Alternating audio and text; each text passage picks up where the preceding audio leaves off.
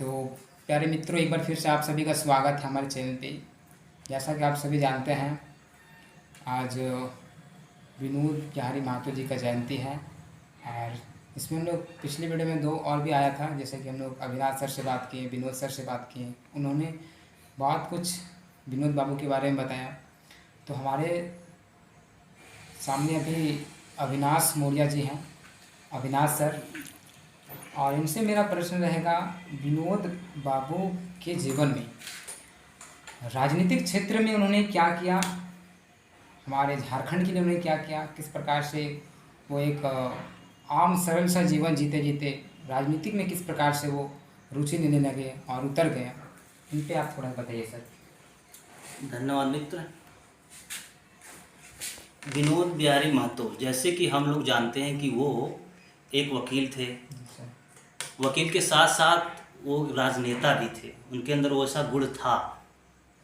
सबसे पहले तो उनके सामने सबसे बड़ी चुनौतियाँ, सबसे बड़ी समस्या ये थी कि निचले वर्ग के लिए, दलित, आदिवासी, पिछड़े, कुर्मी, महतो समाज के जो शोषित वर्ग थे, उनके लिए कैसे काम हो, उनके विकास के लिए कौन सा राजनीतिक दल काम कर रहा है, उसको चुनना था।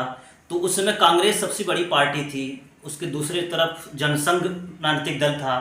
तो उन्होंने सोचा अगर कांग्रेस में काम करके, कांग्रेस में हम काम करते हैं तो कांग्रेस में रहकर, उसमें नेता रहकर हम तबके, निचले तबकों के लिए हम सोच नहीं सकते, क्योंकि कांग्रेस में भी उसमें उनको लगता कि फॉरवर्ड लोग हावी थे, ठीक है। तो उनको इसलिए कांग्रेस में उन्होंने ज्वाइन नहीं किया। फिर जहाँ तक जनसंघ की बात थी, जनसंघ की विचारधारा भी अलग थी, उस विचारधारा से वो नहीं जुड़ पाए।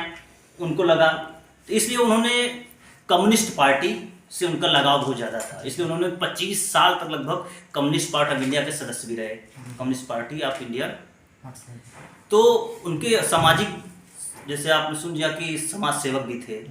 तो राजनीतिक करियर में देखा जाए तो सबसे पहले उनको सफलता मिली जब उन्होंने चुनाव लड़ा। सबसे पहले अगर हम विधानसभा के सदस्य टुंडी से हुए 1985 में।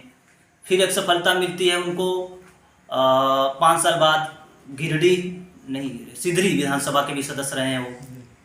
फिर उन्होंने आगे चलकर 1990 में देखते हैं चुनाव होता है, तो गिरिडीह में विधानसभा नहीं बल्कि लोकसभा के चुनाव में भी सफलता मिलती है।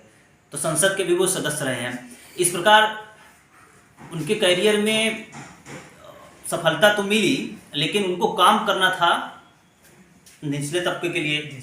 तो उसी समय आदिवासी के लिए काम कर रहे थे शिबू सोरेन।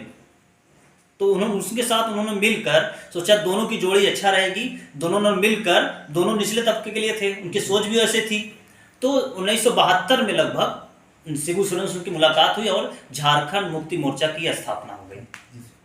तो वहीं से दोनों लोग का एक आंदोलन शुरू हुआ। वहीं से दोनों लोग मिलकर झारखंड के स्वतंत्रता के लिए, एक अलग राज्य के लिए, एक अलग राज्य की मांग के लिए उन्होंने हाथ मिलाकर आगे बढ़ते गए और आंदोलन में उन्होंने टूट पड़े दोनों।